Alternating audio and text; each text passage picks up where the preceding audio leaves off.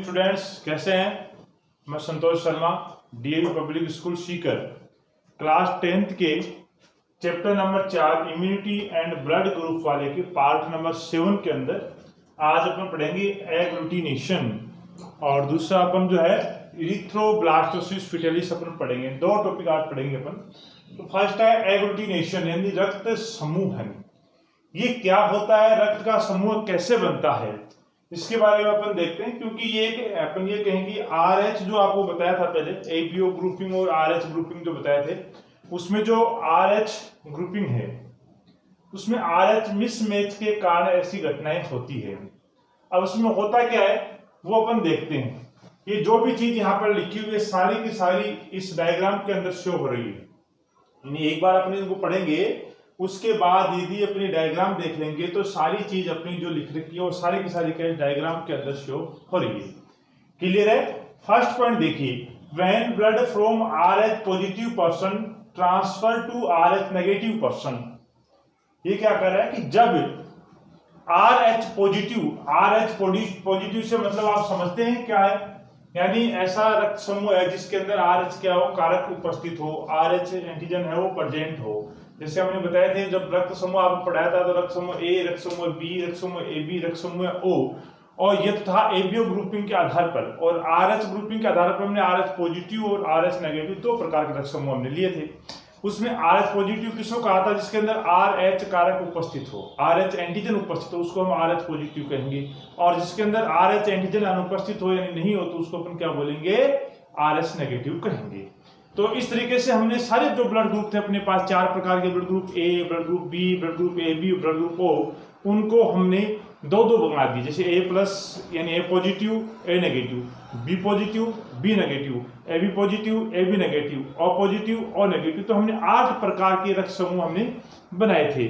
तो वही बात करें कि ऐसा रक्त समूह है, चाहे वो A हो, चाहे वो B हो, चाहे AB हो, चाहे वो O हो, लेकिन वो RH पॉजिटिव है, मतलब पॉजिटिव वाली, जैसे A+ यानी A पॉजिटिव है, B पॉजिटिव है, AB पॉजिटिव है, O पॉजिटिव है, उन रक्त के ऊपर बात कर रहे हैं। When blood from RH positive person transfer to RH negative person, यानी ये क्या कह रहा है कि जब RH पॉजिटिव व्यक्ति का रक्त जो होता है, यदि अपन RH नेगेटिव वाले व्यक्ति को दे देते हैं, RH नेगेटिव वाले को दे देते हैं, then RH negative person develop anti RH antibody which is IgG type antibody. ये क्या कर रहा है कि जैसे ही अपन RH पॉजिटिव का रक्त RH नेगेटिव वाले व्यक्ति को दिया जाता है तो RH negative then RH negative person, RH negative जो व्यक्ति होता है उसमें एंटी RH जो एंटीबॉडी होती है, यानी इस अपने ये कहें कि RH एंटीजन के विरुद्ध उसके अंदर एक एंटीबॉडी बन जाती है। और बनते कौन से प्रकार के, जो हमने अपने पढ़े थे, कौन सी, जब हमने RH के जो एंटीजन थे उनके प्रकार हमने पढ़े तो उसमें एक IgG है, वो टाइप की एंटीबॉडी इसके अंदर क्या होती है, बन जाती है। क्लियर है। तो पहला पॉइंट तो ये कि RH पॉजिटिव का रक्त जब RH नेगेटिव वाले व्यक्ति को दिया जाता है तो RH नेगेटिव वाले व्यक्ति के अंदर क्या बन जाती है, IgG टाइप की एंटीबॉडी बन जाती है। नेक्स्ट पॉइंट बच्चों अपन देखते हैं कि this antibody destroy RH antigen on RBC surface in blood coming from RH positive donor. ये क्या कह रहा है कि जो RH पॉजिटिव डोनर, यानी डोनर का मतलब होता है रक्त देने वाला, यानी जिस व्यक्ति को हमने कहा था अभी कि जिस व्यक्ति जो RH पॉजिटिव है उसका रक्त हमने दिया था, किसको दिया था, RH नेगेटिव वाले को दिया था। ठीक है। This antibody destroy RH antigen on RBC surface in blood coming from RH positive donor. यानी ये क्या कह रहा है कि जब RH पॉजिटिव का रक्त RH नेगेटिव को दिया तो होता क्या है, ये जो RH एंटीजन जो है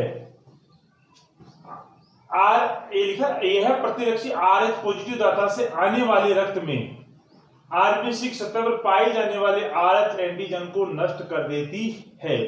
यानी जो एंटीबॉडी जो बन जाती है वो क्या करती है, नष्ट कर देती है किसको, RBC की सतह पर जो पाई जाती है, क्या पाई जाती है, ये जो एंटीजन पाई जाती है वो इसको नष्ट कर देती है। कौन सी, जो एंटीबॉडी बनी है, दिस एंटीबॉडी, यानी जो IgG प्रकार की जो एंटीबॉडी बनी है वो एंटीबॉडी इस RH एंटीजन जो RBC की सतह पर पाया जाता है, जो किससे आ रहा है, वो डोनर से आ रहा है, उसको अपन क्या करेगा, वो नष्ट कर देती है। नेक्स्ट पॉइंट है ड्यू टू देयर, यानी जिसके कारण, is coming clumping of RBC occurs, यानी आरबीसी जो गुच्छन दर्शाएगी, क्या करेगी आरबीसी, गुच्छन दर्शाती है, और यही गुच्छन के रक्त समूहन के नाम से यानी एग्लूटिनेशन के नाम से जाना जाता है। ये होता क्या, गुच्छन कैसे होता है, क्यों हुआ, वो भी देखते हैं अपन। Due to this RBC are destroyed due to their degradation large amount of bilirubin is form. ये क्या कह रहा है कि आरबीसी गुच्छन होने से जब आरबीसी आपस में क्लम्प हो जाएगी, गुच्छा बना लेगी, उसके कारण रक्त में बिलिरुबिन नामक हानिकारक पदार्थ की मात्रा बढ़ जाती है। This effect functioning of liver and spleen, यानी जिसके कारण जो होता है, जिसके प्रभाव से जो अपना लीवर है और स्प्लीन है वो क्या हो जाएंगे, प्रभावित हो जाएंगे, और दिस में लीड किडनी फेलियर, और जिसके कारण क्या होगा, जो अपना किडनी है, वृक्क है, वो क्या हो जाएगा, फेल हो जाएगा, और व्यक्ति की मृत्यु का कारण भी बन सकती है। अब इसको अपन समझने की कोशिश करते हैं। तो कहा कि डायग्राम के अंदर आप देखें, इसमें सारे जो पॉइंट हमने लिखे हैं उसके अंदर आगे पहला हमने क्या कहा था, ये हमने कोई RH पॉजिटिव है, ये डोनर बनाया, डोनर आरबीसी है जो RH पॉजिटिव है, ब्लू कलर से हमने दिखा रखा, ग्रीन कलर से हमने क्या दिखा रखा, एंटीजन दिखा रखा, यानी इसके अंदर क्या RH कारक प्रेजेंट है, इसके अंदर जो डॉट लगा रखा है इसका मतलब क्या RH पॉजिटिव है, ठीक है, ये डोनर है। ये RH नेगेटिव रेसिपिएंट आरबीसी जो ग्राही होता है, यानी इसका रक्त जब से अपने इसको चढ़ाएंगे। अब ध्यान रखें, इस आरबीसी की सतह पर जो एंटीजन पाई जाती है, उस एंटीजन की वजह से ये जो आरबीसी है वो दूर दूर रहती है। क्या कहा हमने, क्योंकि यहाँ हमने चीज लिखी है कि जिसके कारण आरबीसी गुच्छन दर्शाती है। हमने कहा गुच्छन कैसे दर्शाती है, तो इस एंटीजन के कारण क्या होता है, आरबीसी दूर दूर रहती है। जैसे ही जब इसका ब्लड है इस RH नेगेटिव के पास जाएगा, जाने के साथ ही क्या होगा, इसके अंदर ये जो RH नेगेटिव का है इसके प्रति क्या बन जाएगी, एंटीबॉडी बन जाएगी। ये एंटीबॉडी बनी हुई है, रेड कलर से हमने एंटीबॉडी कौन सी दिखा रखी है, एंटी-RH एंटीबॉडी IgG दिखा रखी है। ये एंटीबॉडी क्या करती है, इसकी सरफेस पर पाए जाने वाले इन एंटीजन्स को क्या करती है, नष्ट कर देती है। जब ये सरफेस के ऊपर जो एंटीजन है उसकी वजह से आरबीसी दूर दूर रहती है। जब ये एंटीजन नष्ट हो जाएंगे, इनको नष्ट कर देगी, तो आरबीसी क्या होगी, स्टूडेंट पास पास आ जाएगी, आपस में आगे क्या होगी, चिपक जाएगी, यानी ये गुच्छन दर्शा देगी। क्या होगा, ये गुच्छन दर्शा देगा। जैसे ही आरबीसी का ना गुच्छन बनेगा, यानी क्लम्पिंग हो जाएगी, तो ये आरबीसी क्या हो जाएगी, गुच्छन के कारण क्या हो जाती है, नष्ट हो जाती है। क्लियर, आरबीसी गुच्छन होने से आरबीसी क्या हो जाती है, नष्ट हो जाती है। जब ये आरबीसी नष्ट हो जाती है, अपन सबको मालूम है, कोई भी व्यक्ति मान लीजिए या कोई भी जानवर वहां जो खत्म होता है तो हम उसको एक साइड में डाल देते हैं, जिसको अपन बोलते हैं शमशान घाट, कब्रिस्तान। तो ये आरबीसी नष्ट हो जाती है, तो आरबीसी का कब्रिस्तान कौन कहलाता है, स्प्लीन कहलाता है, प्लिया कहलाता है, ग्रेवयार्ड ऑफ आरबीसी, यानी आरबीसी का कब्रिस्तान या आरबीसी का शमशान घाट किसको कहा जाता है, प्लिया को कहा जाता है। जब ये आरबीसी नष्ट हो जाती है तो आरबीसी कहां पहुंच जाएगी, स्प्लीन के अंदर पहुंच जाएगी, प्लिया के अंदर पहुंच जाएगी, ठीक है, और रक्त के अंदर जो है बिलिरुबिन की मात्रा बढ़ जाती है। इतनी बड़ी मात्रा के अंदर जब आरबीसी नष्ट होती है तो बिलिरुबिन की मात्रा भी क्या हो जाती है, बहुत ज्यादा बढ़ जाती है, और उसकी वजह से यकृत जो होता है और जो अपना प्लिया यानी स्प्लीन जो होता है तो ये यकृत को हानि पहुंचाते हैं।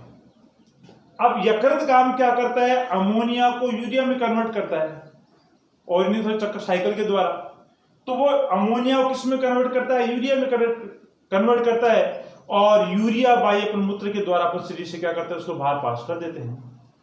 जब ये यकृत और प्लीहा दोनों को हानि पहुंचाएगा, तो यकृत के अंदर क्या होगा, अमोनिया कन्वर्ट किस में नहीं होगी, यूरिया में कन्वर्ट नहीं होगी। जब अमोनिया यूरिया में कन्वर्ट नहीं होगी तो इसकी मात्रा क्या होगी, बॉडी के अंदर बढ़ जाएगी, और वो अमोनिया किसके अंदर आएगा, ब्लड के थ्रू किसके अंदर आएगा, इसमें अपनी वृक्क किडनी के अंदर आएगा, किसमें आएगा, किडनी में आएगा, और उसकी वजह से किडनी क्या हो सकती है, फेल हो सकती है, और किडनी फेल होने से व्यक्ति क्या हो सकती है, मृत्यु भी हो सकती है। तो ये था आपका एग्लूटिनेशन रक्त समूहन। क्या बताया हमने रक्त समूहन के अंदर कि सबसे पहले हमने कहा कि जब RH पॉजिटिव का रक्त RH नेगेटिव वाले को चढ़ाया जाता है, तो RH नेगेटिव वाले व्यक्ति के अंदर एंटीजन नहीं थी, एंटीबॉडी नहीं थी, तो उसके अंदर क्या हो गया, उसके प्रति क्या हो गया, एंटीबॉडी बन गई, और एंटीबॉडी जब बन जाती है तो वो जो एंटीजन जो पाया गया आरबीसी की सतह पर उसको नष्ट कर देगा। जब वो नष्ट हो जाएगा तो दोनों आरबीसी जितनी भी आरबीसी आपस में क्या हो चिपक जाएगी, क्लम्पिंग यानी गुच्छन कर लेगी। जैसे ही गुच्छन दर्शाएगी आरबीसी नष्ट होने लगेगी। आरबीसी नष्ट होने से क्या हो जाएगा, तो प्लीहा के अंदर जाएगी, उधर बिलिरुबिन की मात्रा रक्त के अंदर बढ़ जाएगी और बिलिरुबिन की मात्रा बढ़ने से यकृत और प्लीहा क्या होगा, दोनों वहां ही पहुंचेगी और यकृत क्या करेगा, अमोनिया को यूरिया में कन्वर्ट करना बंद कर देगा और वो ऐसा रक्त किस में चला जाएगा, किडनी में चला जाएगा और किडनी में जाने से क्या होगा, किडनी फेल हो सकता है। जब किडनी फेल हो जाएगी तो व्यक्ति क्या कर सकती है, मृत्यु का कारण बन सकती है। तो ये था आपका एग्लूटिनेशन रक्त समूहन। अब अपन देखते हैं इरिथ्रोब्लास्टोसिस फिटेलिस, जो हमने पहले पढ़ा था एग्लूटिनेशन। सेम वैसे ही RH मिसमैच का एक एग्जांपल और है इरिथ्रोब्लास्टोसिस फिटेलिस, गर्भ रक्ताणु कोरकता। ये क्या है, देखो ये एक हीमोलाइटिक डिजीज है जो किसमें होती है, न्यू बॉर्न के अंदर, जो नवजात शिशु होता है उसके अंदर ड्यू टू किसके कारण होती है, ड्यू टू RH मिसमैचिंग, यानी RH जो एंटीजन है उसके बेमेल होने के कारण, मिसमैच के कारण जो नवजात शिशु के अंदर होने वाला जो रोग है हीमोलाइटिक रोग होता है। और ये तब होता है, this occurs when RH negative pregnant mother has RH positive foetus. ये तब होता है जब एक RH नेगेटिव जो महिला जो होती है, मादा जो होती है, वो अपने गर्भ के अंदर जो भ्रूण रखती है, जो प्रेग्नेंट होती है, यदि उसके गर्भ में जो भ्रूण जो होता है वो यदि RH पॉजिटिव, कहने का अर्थ क्या, महिला तो क्या है RH नेगेटिव है, यानी RH नेगेटिव है, जबकि जो गर्भ के अंदर जो शिशु पल रहा है, जो भ्रूण जो है वो क्या है RH पॉजिटिव। ठीक है, तो वो यदि RH पॉजिटिव है तो उस कंडीशन के अंदर ये इरिथ्रोब्लास्टोसिस फिटेलिस होता है। क्योंकि क्या लिखा हमने कि हीमोलाइटिक डिजीज, यानी एक हीमोलाइटिक डिजीज है, किसमें होता है, न्यू बॉर्न के अंदर होता है, नवजात शिशु के अंदर है। किस कारण होता है, RH मिसमैच के कारण होता है। क्लियर। अगला पॉइंट है, during first delivery blood of mother and foetus mix with each other. मतलब फीटस का जो ब्लड है, रक्त जो है, और मादा का जो रक्त है वैसे तो अलग अलग रहता है, ठीक है, लेकिन जब डिलीवरी होती है, प्रसव जो होता है, उस समय ये दोनों रक्त क्या हो जाते हैं, मिक्स हो जाते हैं। जब तक डिलीवरी नहीं होती है, प्रसव नहीं होता है, तब तक फीटस का जो है वो, यानी भ्रूण जो गर्भस्थ भ्रूण है उसका रक्त अलग सेपरेट रहता है, जबकि मादा का रक्त क्या होता है, अलग सेपरेट होता है, मिक्स नहीं होते हैं। लेकिन जैसे ही प्रथम जो प्रसव होता है, प्रथम डिलीवरी होती है, फर्स्ट डिलीवरी होती है, उस समय ये जो गर्भस्थ जो भ्रूण है यानी फीटस जो है उसका रक्त ब्लड और मादा का जो है यानी मदर ब्लड जो आपस में क्या हो जाते हैं, वो मिक्स हो जाते हैं। Due to it mother immune system produce IgG anti RH antibody. जैसे ही वो रक्त मिक्स होता है, मिक्स होने के साथ ही जो मादा का जो इम्यून सिस्टम है, जो प्रतिरक्षा तंत्र है, वो किसका निर्माण कर लेगा, उसके प्रति एंटीबॉडी का निर्माण कर लेगा। और कौन सी एंटीबॉडी का निर्माण करेगा, IgG का निर्माण करेगा। अभी जो हमने उसमें जो है, अभी थोड़ी देर पहले एग्लूटिनेशन अपने पढ़ा था, उसमें अपने ये कहा था कि जब RH पॉजिटिव का रक्त RH नेगेटिव को दिया जाता है तो RH पॉजिटिव की जो सतह पर, RBC की सतह पर जो एंटीजेंस पाए जाते हैं वो क्या होते हैं, नष्ट हो जाते हैं। क्यों हो जाते हैं, क्योंकि RH नेगेटिव के अंदर क्या बन जाती है, एंटीबॉडी बन जाती है और उसके बाद में RBC क्या दर्शाती है, क्लम्पिंग हो जाती है। सेम वैसे ही है, क्योंकि यहाँ पर RH पॉजिटिव कौन हो गया, भ्रूण हो गया, और मादा क्या RH नेगेटिव है। तो जैसे ही वो प्रसव होगा तो रक्त दोनों क्या हो जाएंगे, मिक्स हो जाएंगे। जब मिक्स हो जाएंगे तो RH नेगेटिव कौन थी, महिला, उसके अंदर एंटीबॉडी बन जाती है। कौन सी बन जाती है, IgG बन जाती है। ठीक है, इट टेक टाइम। यानी ये क्या कहना चाह रहा है, ये क्या कह रहा है कि जब प्रथम डिलीवरी होती है तो उस समय रक्त हो गया मिक्स, तो मादा के शरीर के एंटीबॉडी बन गई। कौन सी बॉडी बन गई, एंटीबॉडी IgG बन गई। और इसके बनने में क्या लगता है, समय लगता है। ऐसा तो है नहीं कि तुरंत ही बन गई, उसके बनने में क्या होगा, समय लगता है। और जितना समय लगता है उतने समय के अंदर जो है वो डिलीवरी हो जाती है। प्रथम डिलीवरी क्या हो जाती है। इसलिए प्रथम जो प्रसव जो होता है वो एकदम नॉर्मल होता है, जो शिशु होता है बिल्कुल स्वस्थ होता है, कोई उसके अंदर डिजीज नहीं होती है। इसे लिख रहा है, it take time, so first delivery is normal. यानी प्रथम जो डिलीवरी है उस समय जो शिशु पैदा होता है वो बिल्कुल क्या होता है, नॉर्मल कंडीशन में होता है। अब देखो ये बात हो गई प्रथम प्रसव की। अब उसके बाद अपन करते हैं सेकंड की बात करें।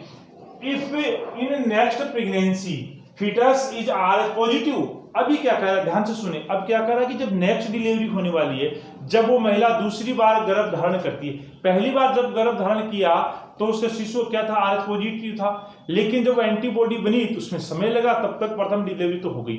लेकिन आपको ध्यान होना चाहिए कि उस RH नेगेटिव मादा के अंदर वो उसके प्रति क्या बन गई है, एंटीबॉडी बन चुकी है।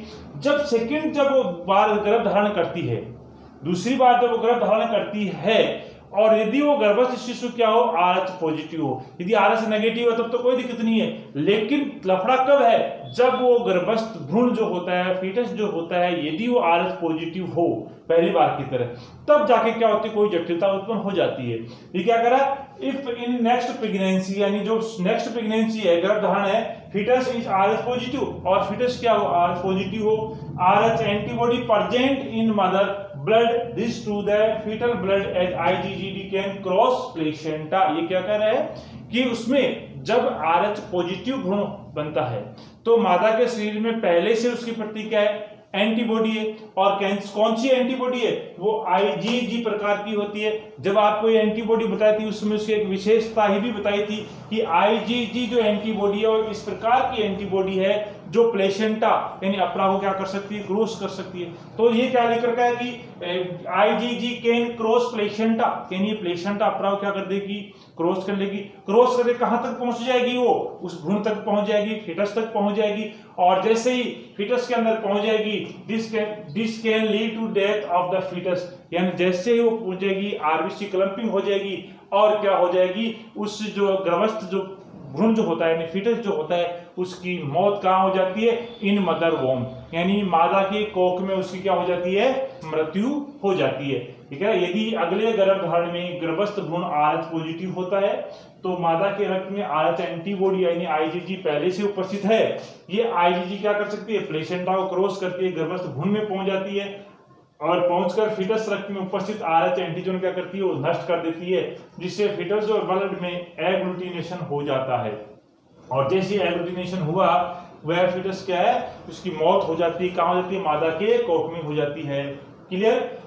अब अगला point, if is survive new born will be weak and suffer from hepatitis. यदि किसी कारणवश, जैसे हमने कहा कि वो फीटस मादा के कोख में मर जाता है, खत्म हो जाता है, लेकिन किसी कारणवश यदि वो फीटस, यदि वो गर्भस्थ शिशु जीवित रह गया, जीवित पैदा हो गया, तो वो नवजात शिशु जो है जीवित रहता है तो बिल्कुल बहुत ज्यादा यानी अत्यंत कमजोर होता है और हेपेटाइटिस रोग से ग्रसित रहेगा, यानी उसके रोग हो सकता है, हेपेटाइटिस और रोग क्या होता है, कमजोर हो जाता है। तो ये क्या था आपका, इरिथ्रोब्लास्टोसिस फिटेलिस था। क्या था, इरिथ्रोब्लास्टोसिस फिटेलिस था। अब ट्रीटमेंट यानी इसका उपचार क्या है, इस इरिथ्रोब्लास्टोसिस फिटेलिस के, इसके दो उपचार हैं।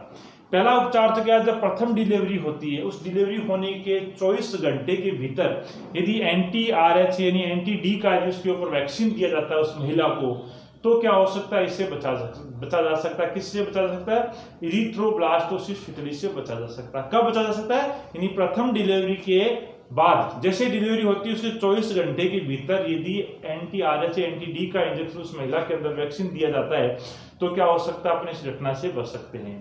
क्लियर।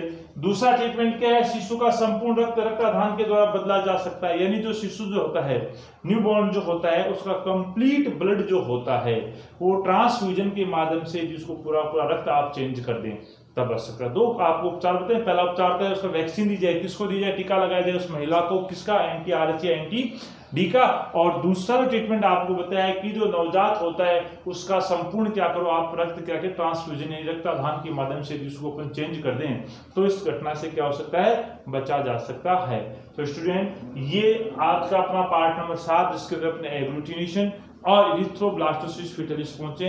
ये सीधे क्वेश्चन आते हैं कि इरिथ्रोब्लास्टोसिस फिटेलिस क्या होता है, एग्लूटिनेशन क्या होता है, एक नंबर के क्वेश्चन आते हैं, बहुत ही इंपॉर्टेंट है एग्जाम की दृष्टि से, आप इनको तैयार करेंगे। यदि इसमें कोई डाउट या प्रॉब्लम हो तो आप कमेंट बॉक्स में कमेंट कर सकते हैं या व्हाट्सएप पे व्हाट्सएप कर सकते हैं। Thank you.